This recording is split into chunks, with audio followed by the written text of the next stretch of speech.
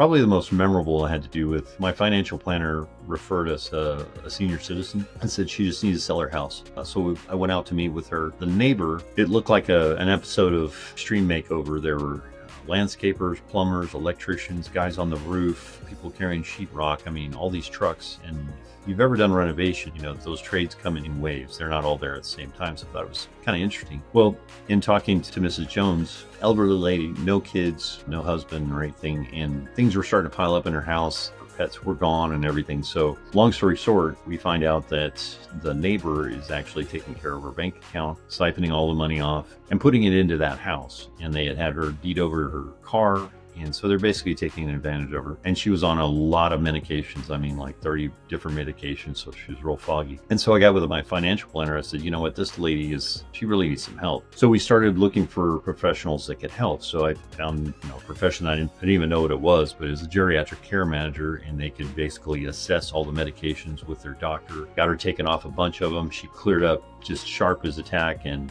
then, having been an investor and contractor, I knew that if we did a few key things to the home, we would make her a whole lot more money. And other agents were just telling her to sell as is, which is fine. I mean, that's definitely an option, but I wanted her to have all the options. And so I did a cost benefit analysis for her. And I said, look, if we could do these 10, 15,000, you could probably pull another $80,000 out of the house. That was all the money she had. And so it was going to fund her care over the next few years. And she says, Kevin, I understand what you're saying, but I can't deal with contractors. I just can't deal with all that.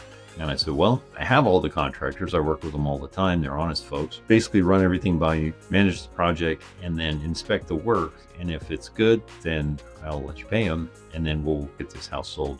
Or we just go as is. She says, okay, just as long as I don't have to do anything. So first of all, I called the police and I called the TV station and had those people arrested, which they were both on their second and third felonies for elder abuse. And that, for us, that just became a major mission. We started Elder Resource Group because of it. Because I just can't handle somebody taking advantage of somebody that's, they're already in a vulnerable position.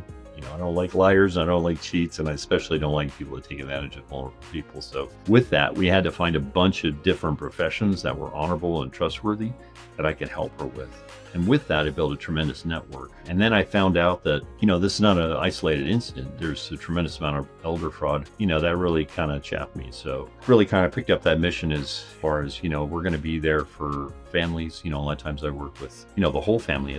They're not by themselves, but, there's a couple of kids and one's the good kid and one's the apathetic kid and one's just downright evil. But I get them all together and get a game plan together for mom or dad so that we can profit them the best, get them moved safely, handle their estate sale and all those kind of things. So that Mrs. Jones was a big impact on our career, and that's been a long time ago. But hundreds of seniors later, that's a big part of what we do also.